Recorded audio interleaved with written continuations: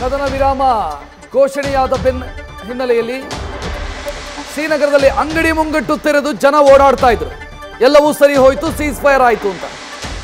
ಈಗ ಜನಸಾಮಾನ್ಯರನ್ನ ಟಾರ್ಗೆಟ್ ಮಾಡಿ ದಾಳಿ ನಡೆಸ್ತಾ ಇದೆ ಪಾಕಿಸ್ತಾನ. ಶ್ರೀನಗರದಲ್ಲಿ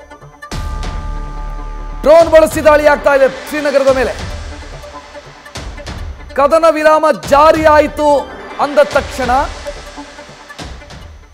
ಜನ ಭಾವಿಸಿದ್ದು ಎಲ್ಲವೂ ಸರಿ ಹೋಯಿತು ಈ ರಾತ್ರಿಯ ನಂತರ ಅಂತ. ಆದರೆ ಯಾವುದೂ ಸರಿ ಹೋಗಿಲ್ಲ. ಪಾಕಿಸ್ತಾನ ದಾಳಿಯನ್ನು ಮುಂದುವರಿಸಿದೆ. ಡ್ರೋನ್ ಅನ್ನು ಇವತ್ತು ಕೂಡ ಬಳಸಲಾಗಿದೆ. ಡ್ರೋನ್ ಬಳಸಿ ದಾಳಿ ನಿರಂತರವಾಗಿ ದಾಳಿ ಆಗ್ತಾ ಇದೆ. LOCಯಲ್ಲಿ ಗುಂಡಿನ ದಾಳಿ ಪ್ರತಿದಾಳಿ ನಡೀತಾ ಇದೆ. ಹೆಚ್ಚಿನ ಡೀಟೇಲ್ ನೀಡೋದಕ್ಕೆ ಜಮ್ಮುನಲ್ಲಿದ್ದಾರೆ ನಮ್ಮ ಪ್ರತಿನಿಧಿ ಜಗದೀಶ್, ಏನಾಗ್ತಾ ಇದೆ? ಸಿಚುವೇಶನ್ ಹೆಂಗಿದೆ ಈಗ? ಕದನ ವಿರಾಮ ಉಲ್ಲಂಘನೆ ಮಾಡಿರುವಂತಹ ಪಾಕಿಸ್ತಾನದ ವಿಚಾರ ಈಗ ಮತ್ತೊಂದು ಸಾರಿ ಜಗಜ್ಜಾಹೀರಾಗಿರುವಂತದ್ದು. ಯಾಕಂದ್ರೆ 5 ಗಂಟೆಗೆ ಯಾವಾಗ ಕದನ ವಿರಾಮ ಅಂತ ಘೋಷಣೆ ಆಗುತ್ತೆ ಅವಾಗ ಇಡೀ ಶ್ರೀನಗರದಲ್ಲಿರುವಂತಹ ಜನ, ಮತ್ತೆ ಶ್ರೀನಗರ ಮಾತ್ರ ಅಲ್ಲ, ಶ್ರೀನಗರ ಹೊರತುಪಡಿಸಿರ್ತಕ್ಕಂತಹ ಅಕ್ಕಪಕ್ಕದ ಎಲ್ಲಾ ನಗರಗಳಲ್ಲೂ ಸಹಿತ ಅಂದ್ರೆ ಸಾಮಾನ್ಯವಾಗಿ ಜನರು ಅಂಗಡಿ ಮುಗ್ಗಟ್ಟುಗಳನ್ನ ಓಪನ್ ಮಾಡೋದಕ್ಕೆ ಶುರು ಮಾಡ್ತಾರೆ. ಯಾವ ರೀತಿಯಾಗಿ ರಸ್ತೆಗಳಲ್ಲಿ ದಿನನಿತ್ಯ ವ್ಯಾಪಾರ ಶುರು ಆಗುತ್ತೋ, ಅಂಗಡಿ ಹೋಟೆಲ್ಗಳು ಓಪನ್ ಆಗ್ತಾವೋ, ಎಲ್ಲವೂ ಸಹಿತ ಆಯ್ತು. ಇನ್ಕ್ಲೂಡಿಂಗ್ ಮಾಲ್ ಸಹಿತ ಶ್ರೀನಗರದಲ್ಲಿ ಓಪನ್ ಆಯ್ತು. ಅಷ್ಟರ ಮಟ್ಟಿಗೆ ಏನಂದ್ರೆ ಈ ಕದನ ವಿರಾಮ ಆಯ್ತು, ಈಗ ಯಾವುದೇ ಕಾರಣಕ್ಕೂ ಏನೂ ಆಗೋದಿಲ್ಲ ಅನ್ನುವಂತ ನಂಬಿಕೆಯಲ್ಲಿ ಜನ ಹೊರಗಡೆ ಬರ್ತಾ ಇದ್ರು. ಆದ್ರೆ ಏಕಾಏಕಿ ಏನಂದ್ರೆ ದಾಳಿ ಆಗುತ್ತೆ, ಏಕಾಏಕಿ ಡ್ರೋನ್ ದಾಳಿ ಆಗುತ್ತೆ, ಏಕಾಏಕಿ ಮಿಸೈಲ್ ದಾಳಿ ಆಗುತ್ತೆ. ಆಗಿರುವಂತಹ ಎಫೆಕ್ಟ್ ಹೇಗಿದೆ ಅಂದ್ರೆ ಇಲ್ಲಿಯವರೆಗೂ ಸಹಿತ ನಾವು ಕೇಳಿಸ್ಕೊಂಡ ಹಾಗೆ 40ರಿಂದ 50 ಸಾರಿ ನಿರಂತರವಾಗಿ ಏನಂದ್ರೆ ಸೌಂಡ್ ಬರುವಂತದ್ದು. ಫಸ್ಟ್ ಆರಂಭದಲ್ಲಿ ನಾವು ಅನ್ಕೊಂಡ್ವಿ ಕದನ ವಿರಾಮ ಘೋಷಣೆ ಆಯ್ತು, ಹಾಗಾಗ್ಬಿಟ್ಟು ಇಲ್ಲಿರುವಂತಹ ಜನರು ಪಟಾಕಿಯನ್ನು ಹೊಡೆದ್ರು ಅಂತ ಅನ್ಕೊಂಡ್ವಿ ನಾವು.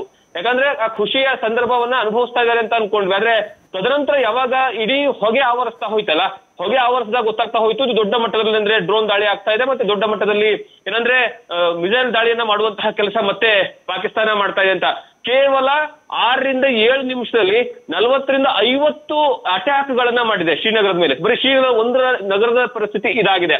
ಎಲ್ಲಾ ಕಡೆನೂ ಸಹಿತ ಏನಂದ್ರೆ ಅದು ಸ್ಪೆಷಲಿ ಏನಂದ್ರೆ ಮಿಲಿಟರಿ ಕ್ಯಾಂಪ್ ಗಳಿದೆಯಲ್ಲ ಶ್ರೀನಗರದ ಸಿಟಿ ಒಳಗಡೆ, ಅದನ್ನ ಗುರಿಯಾಗಿಸ್ಕೊಂಡ್ರು. ಮತ್ತೆ ಅದ್ರ ಜೊತೆಗೆ ಶ್ರೀನಗರದ ಮಿಲಿಟರಿ ಕ್ಯಾಂಪ್ ಅನ್ನ ಹೊರತುಪಡಿಸಿ ಜನಸಾಮಾನ್ಯ ಇರುವಂತದ್ದು ದಾಲ್ ಲೇಕ್ ನ ಮುಂಭಾಗದಲ್ಲಿ, ಬೇರೆ ಎಲ್ಲೂ ಅಲ್ಲ, ದಾಲ್ ಲೇಕ್ ನಿಂದ ಸುಮಾರು ಕೂಗಲತೆ ದೂರ ಇರುವಂತಹ ಜಾಗ ಒಂದು 500 ಮೀಟರ್, ಅಲ್ಲೂ ಸಹಿತ ಏನಂದ್ರೆ ಡ್ರೋನ್ ದಾಳಿಯನ್ನ ಮಾಡುವ ಮೂಲಕವಾಗಿರಂದ್ರೆ ಪಾಕಿಸ್ತಾನ ತನ್ನ ಉದ್ದಟನವನ್ನ ಮೆರೆದಿರುವಂತದ್ದು. ಮತ್ತೆ ಯಾವುದೇ ಕಾರಣಕ್ಕೂ ಸಹಿತ ಈ ಒಂದು ಪರಿಸ್ಥಿತಿಯನ್ನ ಯಾವ ಜನರು ಸಹಿತ ಎಕ್ಸ್ಪೆಕ್ಟ್ ಅನ್ನ ಮಾಡಿರ್ಲಿಲ್ಲ. ಯಾಕಂದ್ರೆ ಪೂರ್ತಿಯಾಗಿ ತಮ್ಮ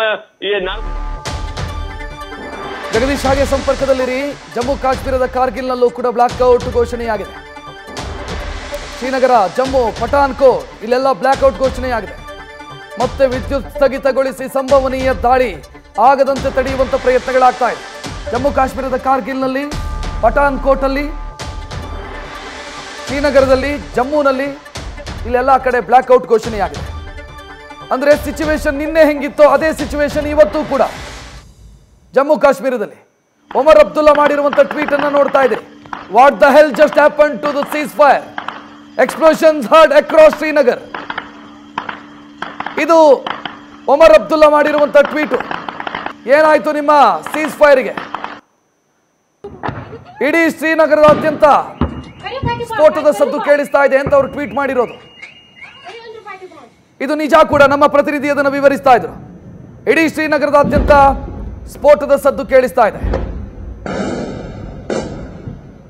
ಜಗದೀಶ್, ಸಂಜೆ ಹೊತ್ತಿಗೆ ಒಂದು ಸೀಸ್ ಫೈರ್ ಅನ್ನುವಂಥ ವಿಚಾರ ಬಂದಾಗಲೇ ಒಂದು ಅಂದಾಜಿತ್ತು, ಇದರ ವ್ಯಾಲಿಡಿಟಿ ಜಾಸ್ತಿ ಇಲ್ಲ ಅಂತ.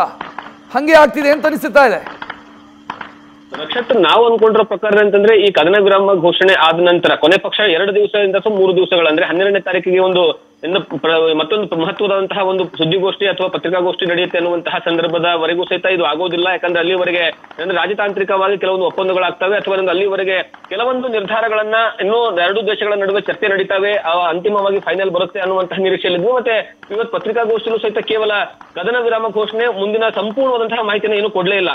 ಅವಾಗ ಏನಂತ ಅನಿಸ್ತು, ಇನ್ನೂ ಚರ್ಚೆ ನಡೀತಾ ಇದೆ ಅನ್ನುವಂತಹ ವಿಚಾರ ಗೊತ್ತಾಯ್ತು. ಆದ್ರೆ ಇಂಥ ಚರ್ಚೆ ನಡೆಯುವಂತಹ ಸಂದರ್ಭದಲ್ಲಾದ್ರೂ ಇಂತಹ ದಾಳಿಗಳು ಆಗೋದಿಲ್ಲ ಅಂತ ಇತ್ತು. ಆದ್ರೆ ಈಗ ಏಕಾಏಕಿ ದಾಳಿಯನ್ನ ಮಾಡ್ತಾ ಇರುವಂತದ್ದು ಕೇವಲ ಶ್ರೀನಗರ ಮಾತ್ರ ಅಲ್ಲ. ನಾವು ಸದ್ಯ ಇರುವಂತದ್ದು ಶ್ರೀನಗರದಲ್ಲಿ ಬರೋಬ್ಬರಿ 40ರಿಂದ 50 ದಾಳಿಗಳಾಯ್ತು. ಅದನ್ನ ಹೊರತುಪಡಿಸಿದ್ರೆ ಜಮ್ಮು ಕಾಶ್ಮೀರದ ಜಮ್ಮು ಆಗಿರ್ಬೋದು, ಪಠಾನ್ಕೋಟ್ ಆಗಿರ್ಬೋದು, ಅದ್ರ ಜೊತೆಗೆ ಏನಂದ್ರೆ ಅದನ್ನ ಹೊರತುಪಡಿಸಿ ಬೇರೆ ಬೇರೆ ಕಡೆಗೆ ಪೂಂಚ್ ಜಾಗದಲ್ಲಿ, ಉದ್ದಂಪುರ್ ಪ್ರದೇಶದಲ್ಲಿ, ನೌಶೇರಾ, ಅಕ್ನೂರು ಪ್ರದೇಶದಲ್ಲಿ ಹೆಚ್ಚಿನ ಪ್ರಮಾಣದಲ್ಲಿ ಫೈರಿಂಗ್ ಆಗ್ತಾ ಇದೆ.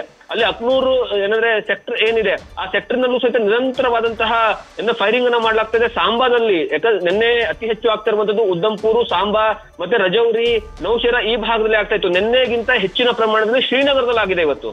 ಕಳೆದ 4 ದಿವಸಗಳಿಂದ ನಾನು ಬೇರೆ ಬೇರೆ ಪ್ರದೇಶಗಳಲ್ಲಿ ಸುತ್ತಾಡ್ತಾ ಹೋದಂತಹ ಸಂದರ್ಭದಲ್ಲಿ ಅಲ್ಲಿನಕ್ಕಿಂತ ನಿನ್ನೆ 4 ದಿವಸಗಳಲ್ಲಿ ಏನು ದಾಳಿ ಆಯ್ತಲ್ಲ ಅದಕ್ಕಿಂತ ಹೆಚ್ಚಿನ ಪ್ರಮಾಣದಲ್ಲಿ ಮತ್ತು ಶ್ರೀನಗರದಲ್ಲಿ ಆಗಿದೆ. ಶ್ರೀನಗರದಲ್ಲಿ ಈ ಹಿಂದೆ ಅಂದ್ರೆ ನಿನ್ನೆ ಮತ್ತೆ ಮೊನ್ನೆ ಕೇವಲ 10 ರಿಂದ 12 ದಾಳಿಗಳು ಮಾತ್ರ ಆಗಿದ್ವು. ಆದ್ರೆ ಈಗ ನಿರಂತರವಾಗಿ 40 ರಿಂದ 50 ದಾಳಿಗಳಾಗಿದ್ದಾವೆ. 50 ಏನಂದ್ರೆ ಡ್ರೋನ್ ಗಳನ್ನ ಬಿಟ್ಟಿದ್ದಾರೆ ಅಥವಾ ಮಿಸೈಲ್ಸ್ ಗಳನ್ನ ಬಿಟ್ಟಿದ್ದಾರೆ ಅನ್ನುವಂತಹ ಮಾಹಿತಿ ಗೊತ್ತಾಗ್ತಾ ಇದೆ.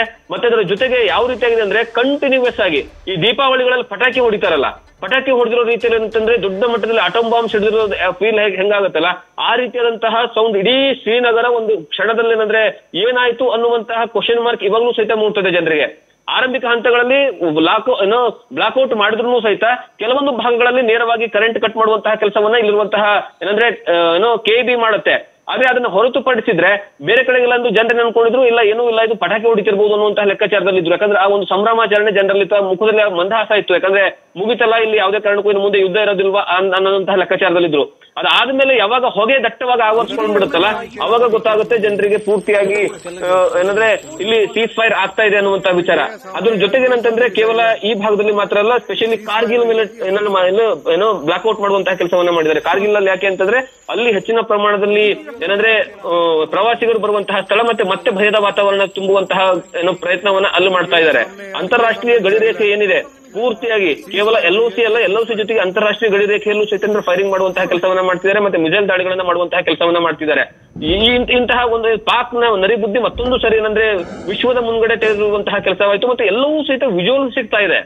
ಇದೇನು ಭಾರತ ಹೇಳ್ಕೊಳ್ತಾ ಇರುವಂತದ್ದಲ್ಲ, ಅಥವಾ ಅಂದ್ರೆ ಈ ಕದನ ವಿರಾಮ ವಿರುದ್ಧದಿಂದ ಭಾರತವು ಸಹಿತ ಬಹಳಷ್ಟು ತಾಳ್ಮೆಯಿಂದ ಇರುವಂತಹ ಕೆಲಸವನ್ನ ಮಾಡ್ತು. ಪಾಕಿಸ್ತಾನಕ್ಕೆ ಏನಂದ್ರೆ ಓಕೆ ಎಲ್ಲವೂ ಮುಗಿದೋಯ್ತು, ಇನ್ನು ಮುಂದೆ ಆದ್ರೂ ಏನಂದ್ರೆ ಬುದ್ಧಿ ಕಲಿತು ನಾವು ದಾಳಿ ಮಾಡಿರುವಂತಹ ಸಂದರ್ಭದಲ್ಲಿ ಅಥವಾ ಪಾಕಿಸ್ತಾನದ ಬಹುತೇಕ ಕಡೆಗಳಲ್ಲಿ ದಾಳಿ ಮಾಡಿದಂತಹ ಸಂದರ್ಭದಲ್ಲೂ ಸಹಿತ ಇನ್ನು ಮುಂದೆ ಆದ್ರೂ ಬುದ್ಧಿ ಕಲಿತು ಅವರ ನಾಯಕರುಗಳ ಭಯದ ವಾತಾವರಣ ನೋಡಿ ಅಂತ ಅನ್ಕೊಂಡಿದ್ರು. ಆದ್ರೆ ಅದು ಯಾವುದೂ ಸಹಿತ ಆಗಿಲ್ಲ.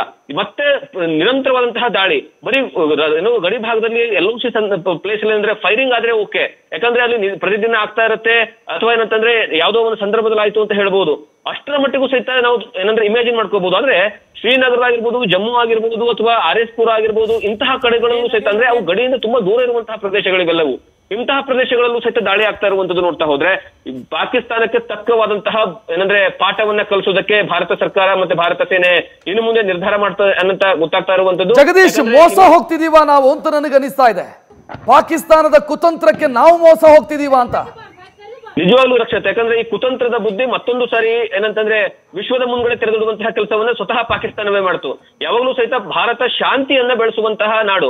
ಇಲ್ಲಿ ಎಲ್ಲವೂ ಸಹಿತ ಶಾಂತ ರೂಪದಲ್ಲಿ ಅಂದ್ರೆ ಮಾತುಕತೆ ಮೂಲಕ, ಯಾಕಂದ್ರೆ ಬೇರೆ ದೇಶದಲ್ಲಿ ಯುದ್ಧ ಆದಂತಹ ಸಂದರ್ಭದಲ್ಲಿ ಭಾರತವೇ ಮಧ್ಯಸ್ಥಿಕೆಯನ್ನು ವಹಿಸಿಕೊಂಡು ಹೋಗುವಂತಹ ಸಂದರ್ಭಗಳು ಸಹಿತ ಸೃಷ್ಟಿಯಾಗಿದ್ವು. ಯಾವಾಗ ಏನಂದ್ರೆ ರಷ್ಯಾ ಮತ್ತೆ ರಷ್ಯಾ ಜೊತೆ ನಡೆದಿರ್ತಕ್ಕಂತಹ ಯುದ್ಧ ಏನಿದೆ ಅಂತಹ ಸಂದರ್ಭದಲ್ಲೂ ಸಹಿತ ಅಂದ್ರೆ ಶಾಂತಿ ಒಪ್ಪಂದಕ್ಕೆ ಏನಂದ್ರೆ ಹೋಯ್ತು. ಅದ್ರ ಜೊತೆಗೆ ಇಸ್ರೇಲ್ ಸಂದರ್ಭದಲ್ಲೂ ಸಹಿತ ಅಂತಂದ್ರೆ ಮಾತುಕತೆ ಮೂಲಕವಾಗಿ ನೀವು ಯುದ್ಧವನ್ನು ನಿಲ್ಲಿಸ್ಕೊಳ್ಳಿ ಅಂತ ಹೇಳ್ತು ಹಮಾಸ್ ಜೊತೆಗೆ. ಆದ್ರೆ ಇಲ್ಲಿನ ಪರಿಸ್ಥಿತಿ ಇವಾಗ್ಲೂ ಸಹಿತ ಇಂತಹ ಸಂದರ್ಭದಲ್ಲೂ ಭಾರತ ಏನಂದ್ರೆ ಎಲ್ಲಾ ರೀತಿಯ ಶಕ್ತಿಶಾಲಿ ಇದ್ರೂ ಸಹಿತ ಯಾವ್ದ್ರಲ್ಲೂ ಸಹಿತ ಪಾಕಿಸ್ತಾನಗಿಂತ ಕಡಿಮೆ ಇಲ್ಲ. ಯುದ್ಧದ ಉಪಕರಣಗಳಾಗ್ಲಿ, ಫೈಟ್ ಜೆಟ್ಗಳಾಗ್ಲಿ ಅಥವಾ ಏನಂದ್ರೆ ಏನೋ ಸೈನಿಕರ ವಿಚಾರದಲ್ಲಾಗ್ಲಿ, ಅದ್ರ ಜೊತೆಗೆ ಏನಂದ್ರೆ ಫೈಟರ್ ಜೆಟ್ಗಳ ವಿಚಾರದಾಗ್ಲಿ, ಯುದ್ಧದ ಹೆಲಿಕಾಪ್ಟರ್ಗಳ ವಿಚಾರದಾಗ್ಲಿ ಯಾವುದ್ರಲ್ಲಿ ಕಡಿಮೆ ಇದೆ ಭಾರತ. ಎಲ್ಲದರಲ್ಲೂ ಸಹಿತ ದೊಡ್ಡ ಮಟ್ಟದಲ್ಲಿ ಶಕ್ತಿಶಾಲಿ ಇರುವಂತಹ, ಮತ್ತೆ ಸ್ಪೆಷಲಿ ಇಷ್ಟೆಲ್ಲ ಒಂದು ಕಡೆ ಆದ್ರೆ ರಾಜತಾಂತ್ರಿಕವಾಗೂ ಸಹಿತ ನಮಗೆ ಬರೋಬ್ಬರಿ 34 ರಿಂದ 35 ದೇಶಗಳು ಸಂಪೂರ್ಣವಾಗಿ ಬೆಂಬಲವನ್ನು ಕೊಟ್ಟು ಬಿಟ್ಟಿದ್ದಾರೆ. ಯಾವುದ್ರಲ್ಲೂ ಸಹಿತ ಭಾರತ ಏನಂತಂದ್ರೆ ಹಿಂದುಳಿದಿಲ್ಲ. ಆದ್ರೆ ಶಾಂತಿಯನ್ನ ಬಯಸಿ ಹೋಗಿರುವಂತದ್ದೇ ಭಾರತಕ್ಕೆ ದೊಡ್ಡ ಮಟ್ಟದಲ್ಲಿ ಮುಳುವಾಯ್ತಾ. ಶಾಂತಿಯನ್ನು ಒಪ್ಪಿಕೊಳ್ಳೋ ಸಲುವಾಗಿ ಏನಂತಂದ್ರೆ ಮತ್ತೊಂದು ಸಾರಿ ಶಾಂತಿಯ ವಿಚಾರದಲ್ಲಿ ಏನಂದ್ರೆ ಈ ಹಿಂದೆ ಅಟಲ್ ಬಿಹಾರಿ ವಾಜಪೇಯಿ ಅವರು ಲಾಹೋರ್ಗೆ ಬಸ್ ಅನ್ನ ಬಿಟ್ಟಂತಹ ಸಂದರ್ಭದಲ್ಲಿ ಮತ್ತೆ ಯಾವ ರೀತಿಯಾಗಿ ದಾಳಿಯನ್ನ ಮಾಡುತ್ತಲ್ಲ ಪಾಕಿಸ್ತಾನ. ಲಾಹೋರ್ ಹೋಗ್ತಾರೆ, ಶಾಂತಿ ಒಪ್ಪಂದ ಮಾಡ್ಕೊಳ್ತಾರೆ, ಬಂದ ತಕ್ಷಣವೇ ಬಸ್ ಅನ್ನ ಬಿಟ್ಟು ಲಾಹೋರ್ ಟು ಏನಂದ್ರೆ ಪಂಜಾಬ್ ವಾಘಾ ಗಡಿ ಮೂಲಕವಾಗಿ ಬಸ್ ಹೋಗುತ್ತಲ್ಲ, ಬಸ್ ಹೋದ ಮೇಲೆ ಕೈ ಮಿಲಾಯಿಸಿರ್ತಕ್ಕಂತಹ ಪಾಕಿಸ್ತಾನ ಅದಾದ್ಮೇಲೆ ಕೆಲವೇ ದಿವಸಗಳಲ್ಲಿ ಅಂದ್ರೆ ಮರು ದಾಳಿಯನ್ನ ಮಾಡುವಂತಹ ಕೆಲಸವನ್ನ ಮಾಡುತ್ತೆ. ದೊಡ್ಡ ಮಟ್ಟದಲ್ಲಿ ಯುದ್ಧವೇ ಆಗುತ್ತೆ 1999. ಅದೇ ರೀತಿಯಾದಂತಹ ಪರಿಸ್ಥಿತಿ ಮತ್ತೊಂದು ಬಾರಿ ಏನಂತಂದ್ರೆ ತನ್ನ ನರಿಬುದ್ಧಿ ಅಥವಾ ತನ್ನ ನೀಚ ಬುದ್ಧಿಯನ್ನು ತೋರಿಸುವಂತಹ ಕೆಲಸವನ್ನ ಪಾಕಿಸ್ತಾನ ಮಾಡ್ತಾ ಇದೆ. ಈಗಲೂ ಸಹಿತ ನಿರಂತರವಾದಂತಹ ದಾಳಿಯನ್ನ ಮಾಡುವಂತಹ ಕೆಲಸವನ್ನ ಮಾಡ್ತಾ ಇದೆ. ನ್ಯೂಸ್ ಫಸ್ಟ್, ನಿರ್ಭೀತಿಯಿಂದ ನಿಮ್ಮ ಪರವಾಗಿ.